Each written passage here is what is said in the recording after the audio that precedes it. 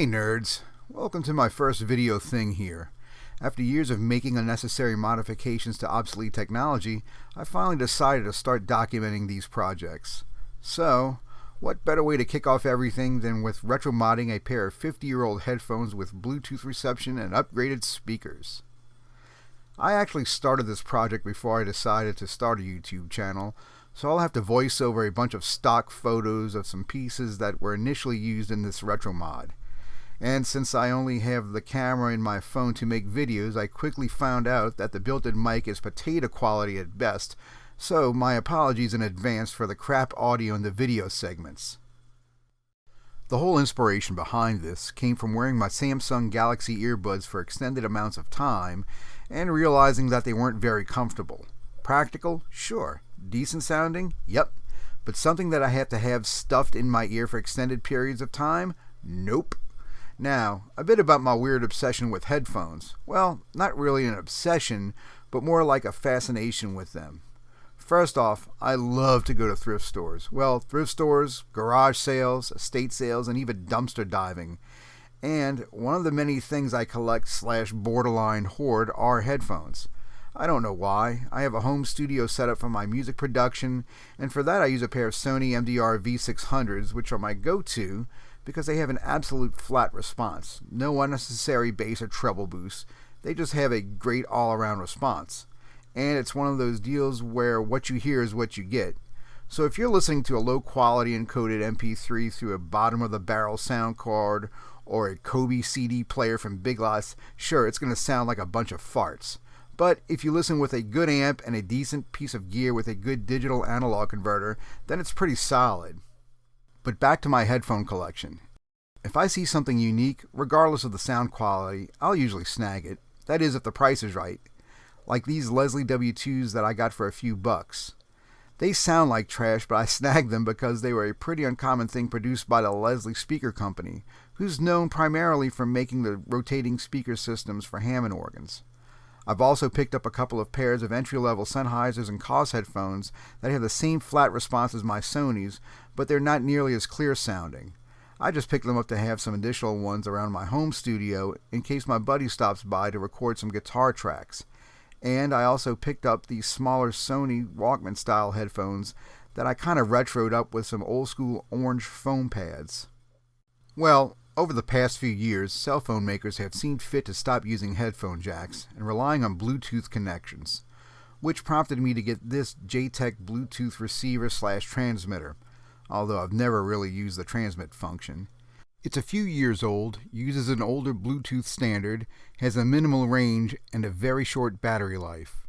Like I said earlier, I've got a set of the Samsung Galaxy Buds that sound fine and hold a charge forever, but I've never been a fan of anything you've got to shove in your ear canal. I mean, it's great when I'm cutting grass, doing work around the house, or working out, but to just relax and listen to music, it's just not the best for me. That's when I started doing some research about modding the JTEC and decided that it's cheaper, better, and actually easier to DIY a whole new Bluetooth receiver. I found a website that details how to 3D print a set of headphones with all DIY components, but I really didn't want to have a set of them that looked like they were 3D printed. I wanted something retro. The site did give me a good idea of what boards to use for the Bluetooth receiver and battery charger, as well as the battery and new drivers. I even hacked up this diagram from an amalgamation of several other DIY Bluetooth headphone instructable sites. Well, I planned on using the Koss headphones that I picked up for like $5 a few years ago from Goodwill.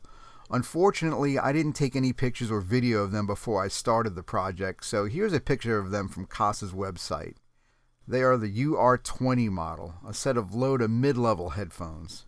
I figured that they would be a good candidate because it looked like they had enough room in the speaker cavity for the additional electronics and battery. Well, that plan went out the window when I disassembled them and sized them up with the parts that were going to go in there. But all was not lost. The Koss had mounts for 1.5-inch drivers, which appear to be the standard size now. So I decided to use those mounts and turn my sights to headphones that had a deeper speaker enclosure. That's when I immediately thought of Radio Shack's realistic Nova headphones. We had a set of these growing up and had fond memories of using them to listen to records and tapes, as well as using them to practice on our little Kimball home organ. They were big, built like a tank, and sounded good. Well, at least to the ears of an 8-year-old who really didn't know any better. A bit of history on these guys. According to the Radio Shack catalog archive, and there's going to be a link in the description below, the Nova 20s were introduced in 1971. At $16.95, these were their mid-tier headphones designed for great sound, great comfort, and low cost. The only thing is, adjusted for inflation, that was about $130. So yeah, pretty sizable cost if you ask me. I mean, $16.95 doesn't sound like much now, but in 1971, the median household income was about $10,000, and you could get a Big Mac for 65 cents. The Nova 20s were made until 1976 when they were phased out for the natural progression, the Nova 30s. Then they were phased out in 1979. Bet you can't guess what took their place. Go ahead, guess. Yep, the highly imaginative Nova 40s. From the descriptions in the catalogs, they were all basically the same headphones. And I'm sure by the time Radio Shack went under, they were probably up to the Nova 160s. I don't really know if they were made by someone else then rebranded, as Radio Shack loved to do with a lot of their electronics. And after 40 plus years, I think it's a long shot that my parents still had the original pair. So I decided to see what old eBay had to offer. And wouldn't you know it, there was a pair in perfect condition with a starting bid of $5, with $6 shipping and 0 bids on them. So I put in a bid, and a few days later I was notified that I had won the auction at $5. Well, after 4 or 5 days of being delayed, the U.S. Post Office has finally seen fit to deliver my package from eBay. Let's see what we've got inside here. The seller said that they were already boxed up and ready to ship, so I'm kind of curious to see how they did in shipping, because, well, at least Post Office isn't as bad as FedEx. Oh, cool. We got H-E-B, grocery stores out there in Texas. And here we are, the Nova 20s. And these are in actually really decent shape. Let me get a close-up of that for you. Oh yeah, better lighting. You can see these things are clean. Not even a scratch or anything on them. Kind of want to test them out to see how they sound. Yeah, the padding's all good. There's no rips, no wear. I mean, these things are barely used for their age. I mean, they're almost, I mean, these things are probably close to 45, 50 years old now. So, yeah, we'll see what happens with it. Well, not surprisingly, these sound like total ass. They were sold as is. He didn't promise that they were fully functional. So, you know, that's why I got them for $5. I'm not worried about the sound anyway. We're replacing the drivers. I'm just worried about the cosmetics, which are in incredible shape. First thing to do, we're going to get rid of the cord for the audio jack. Crack this open, pull out the old drivers, and see what we've got to work with. I mean, we've got plenty of space. This should house the battery and charging card, and oh yeah, I think we can make this work. This is actually good, because now I don't feel bad about destroying a perfectly good set of headphones. Awesome. Alright, well, getting the pads off is really easy. You just kind of pull off like this. And this guy here. You can't ask for anything easier, really. And just 3 small screws hold it in. Let's see if I can get a small tip in there.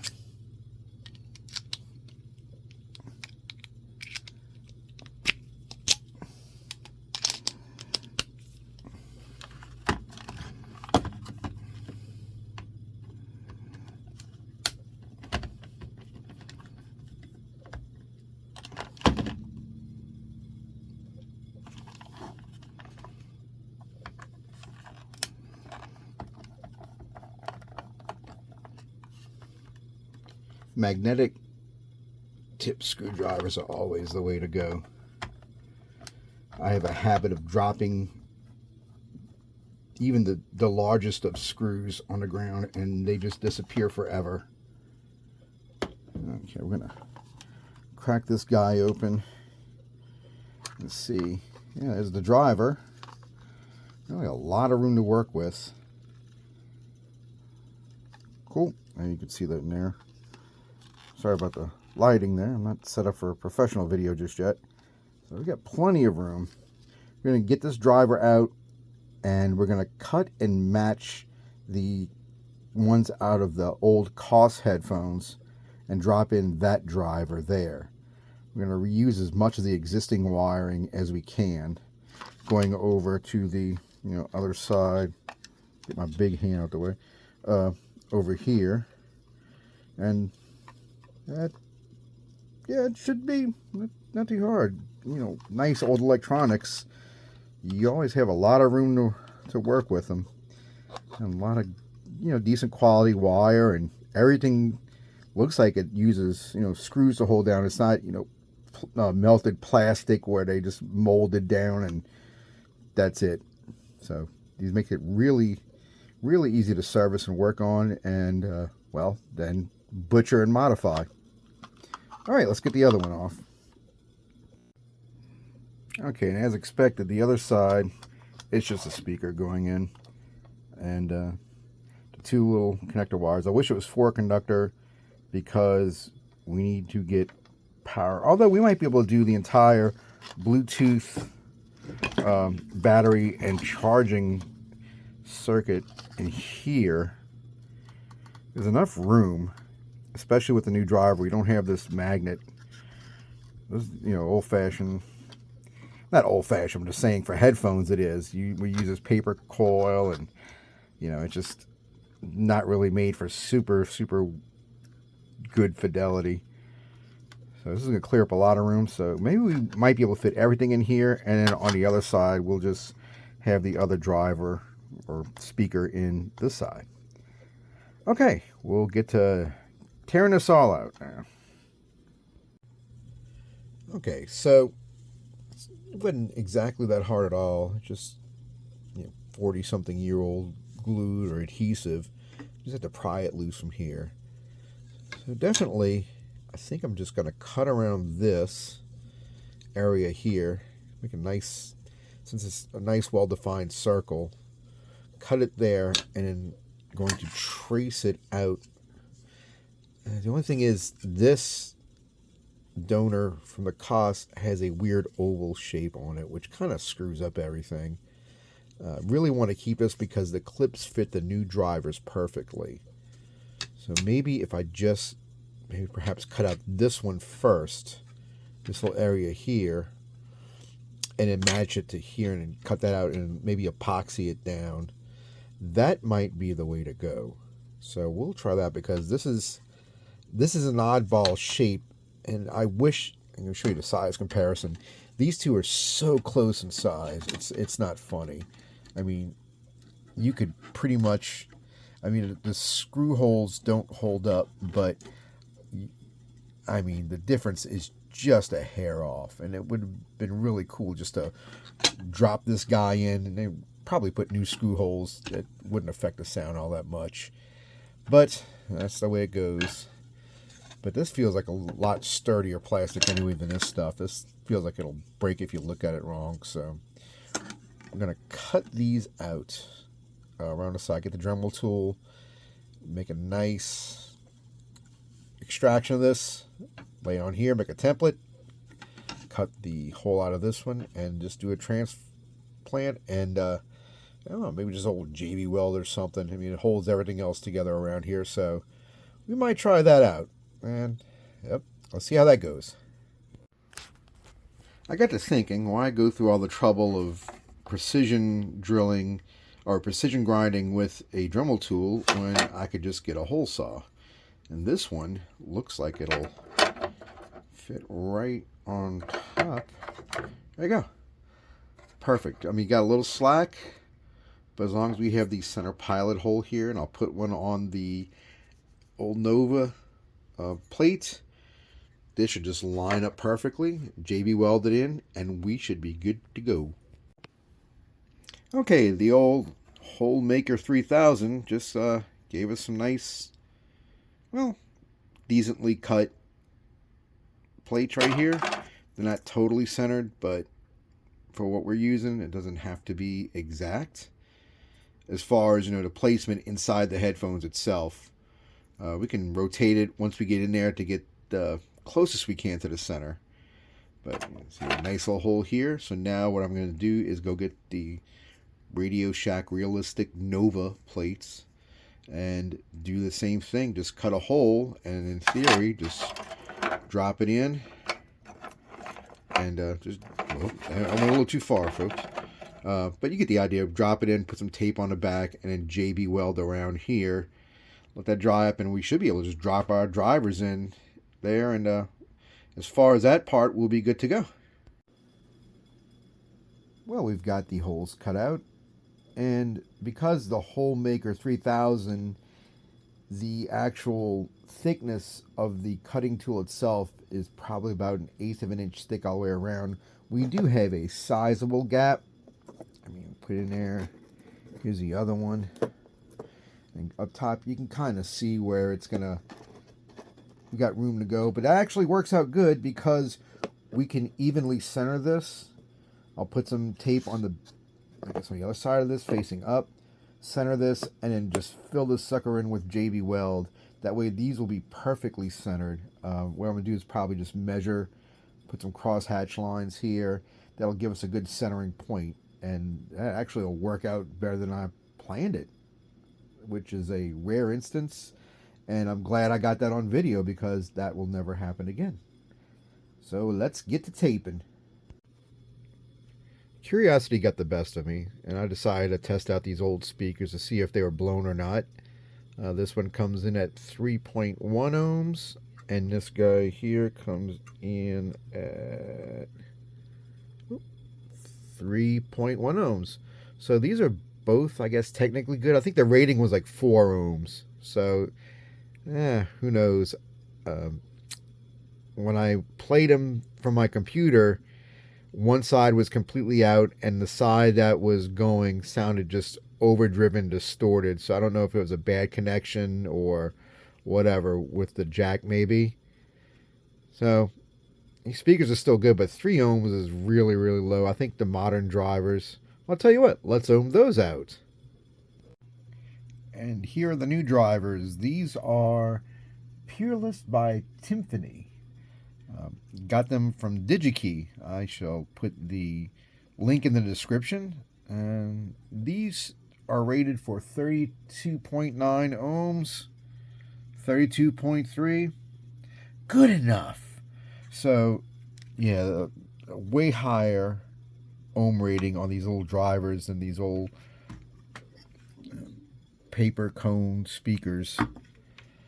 And on the Instructables that I found with the DIY Bluetooth headphone conversions, they recommended these exact pair. Although they got them from Parts Express, but Parts Express was back ordered or out. These were not that much difference in price from DigiKey, and DigiKey gets it out to you in like 2 days. So really can't go wrong with that. Alright, next day the JB Weld had time to dry and set. Said it's not pretty, but I'm not going for a beauty contest, and nobody's going to be seeing this anyway. And I had the drivers snapped in. You get these little tabs that'll hook perfectly in there. And around the front, I went ahead and put the, speaker grill, whatever the material was on here originally. Just used some 3M Super 77 spray adhesive, and we're just going to let this dry up for a while. And the next step is to work on the electronics, which is always a joy when it's in a cramped space. Awesome. And here is the opened up cavity of the Nova 20 headphones. As you can see, they're pretty deep. You got a lot of space to work with. These were four little dots were actually little 1/4 inch long pegs, plastic pegs that were used to brace up the back of the old speakers in there, for stability and to keep it from rattling around. But since we no longer need that, I cut those off because I want all the space I can in there to work with to mount the electronics and whatever. And also, we're going to clean this up a little bit. We have some old foam right there that was used to keep this bracket from rattling around the shell, and that has long since dried, and you can see all the debris down there. It's just gone. So I'm going to take some of this foam that was in the donor pair of Cause headphones. I'm assuming it was like some noise deadening material or whatever, but the foam is nice. It doesn't look pretty, but like I said, no beauty contests here. And just cut it to fit and replace that. Next step is to try and figure out how to mount all the electronic boards and batteries in here. Well, battery really, and having to cut a couple of holes for the LED, the on-off switch, and the charging port. We already have one hole here that the cord came out, which would make an awesome LED hole right there. I think I got an adapter to put one in there to make it fit. I'm trying not to put anything to cover up the sides. I want to keep these. These look too cool, and they're in beautiful condition. So that's the next step, is the electronics. Okay, I got a small progress update. I replaced the connecting cable going from one side to the other with a 4-conductor cable.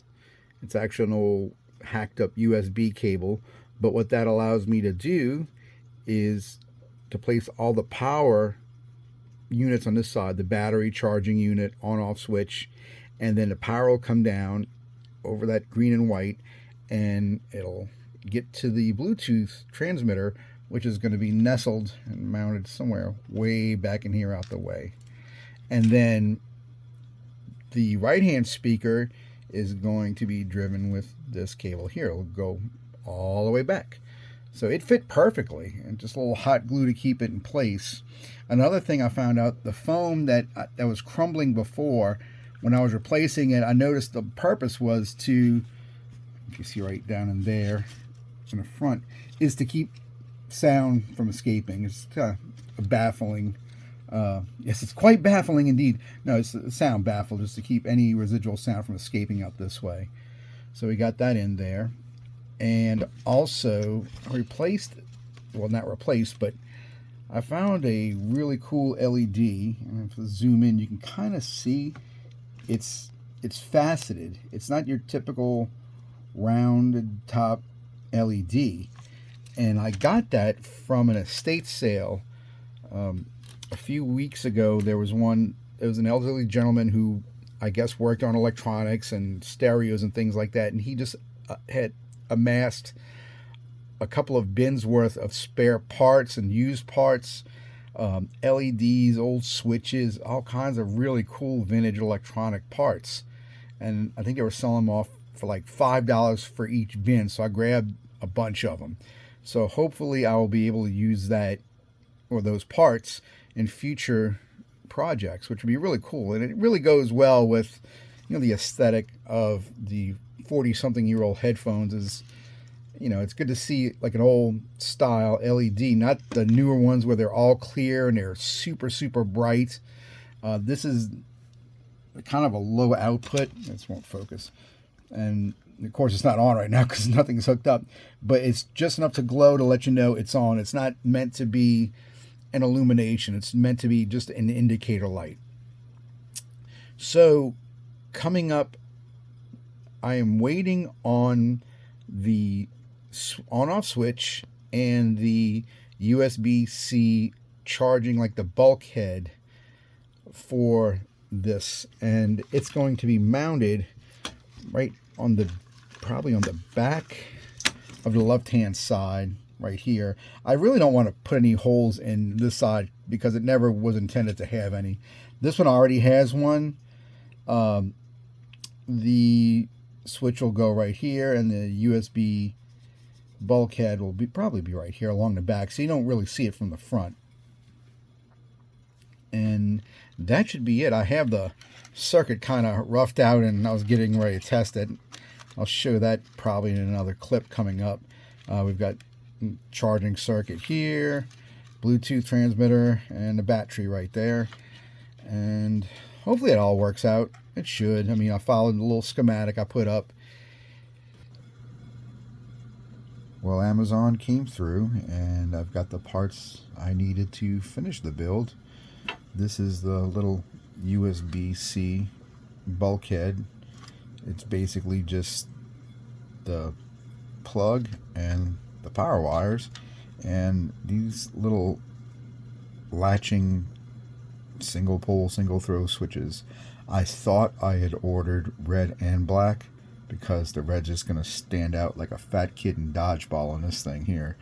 So I just went ahead and taped it up and hit it with some vinyl and plastic dye, and now it's black. So we got that going on. And also a little design change right here. I decided to move the charging port where the LED was going to be, because in retrospect the LED was going to stick out quite a bit and be kind of more of a distraction than anything. This, I just had to hollow out the hole a little bit, and it snapped right in. I'm going to cover this little hole with some JV weld on the inside. I mean, odds are you're never going to see it anyway. So there it is. Next step is going to be actually mounting the switch and all of the other electronics in there, now that we have all the components. And yep, one step closer. Well, I finished the assembly and wiring on the power side of things. You can see the charging circuit mounted to the back, battery on top. We have a USB-C charging port, power button right here, and this is where the LED was going to be. Funny story, when I was testing everything out, the old vintage green LED lasted about 15 seconds before it burned out, and I went to plan B, which was to use the newer style LED, and when that was in there, it immediately started to suck the power out the battery. It just went dead quick. So I'm just going to eliminate the LED altogether. It'll save on battery life, and I guess if I need to know if it's powered on, I'll see it pairing. I'm using JB Weld to fill the hole. It's not an exact color match, but maybe I can get some craft paint afterwards and try and match the color on it. And there it is there. And if I turn it on, hopefully the battery still has enough little charge so you can see, there you go, Bluetooth module is engaged. So now the next step is to put these speakers in here, but there is no indication of the polarity of these little drivers, and all the spec sheets have a PDF that when you zoom it up far enough to see, it's just a big blur. So we're gonna guess and throw that in there. I guess as long as you match the polarity on both speakers, you should be good to go. Anyway, back when that's done. Well, it's been a couple of days and I've been testing these guys out. Since the last update, all I really did was solder in the drivers, and I guess I got the polarity correct because they sound incredible. I don't know if it's the construction of these enclosures, but the bass response is nice and tight, no distorting. The treble sounds nice and clean. It doesn't sound too tinny. If there was any complaint, I guess it would be that the Bluetooth receiver board in here doesn't have its own individual volume. So you could use that to turn this down and use your phone to kind of boost it up. But it sounds good either way. And the one thing that did impress me even more than the sound is the battery life. I got 23 hours on one charge. I was hoping for 11 or 12 at the most, but I almost got double that. So that's an incredible bonus. And I don't know how much that would be knocked down if I put the LED in here, but I don't really think I even need it, because when you turn it on, it pops up on your Bluetooth connection screen, so you know it's good to go. Um, let's see, you can see the power. I'm going to have to figure out something because the vinyl die did not adhere well to the switch. And then this is kind of the touch-up paint I did. I guess because it's smooth and not textured, the light's going to grab it and just reflect a lot. But I mean, it looks good. I mean, I'm not complaining at all. So yeah, with that, I'm going to call this one done. These sound really, really good. And in the description below, you'll find the links to all the boards, everything that I use for this. If you want to try it out yourselves, you know, if you got an old pair of big old headphones like this, or if you see a pair in Goodwill or wherever, or even I was thinking the safety headphones or safety ear muffs or whatever they call them, they use in refineries, gun ranges, and things like that. You could use those. You just might have to fabricate a little bit something kind of sturdy for the drivers to be mounted on inside the ear cup itself. But either way, that should be good to go as well. So with that, I'm going to call this guy done. First project on video in the books. I don't have anything else lined up, so my next couple of videos just might be kind of a retrospective, if you will, of some of the other projects I've done, like my little portable TV station or the Atari Retro Pi. And yeah, we'll just see what happens. I want to thank you guys for sticking it out and watching this, and hope to see you again. Take it easy.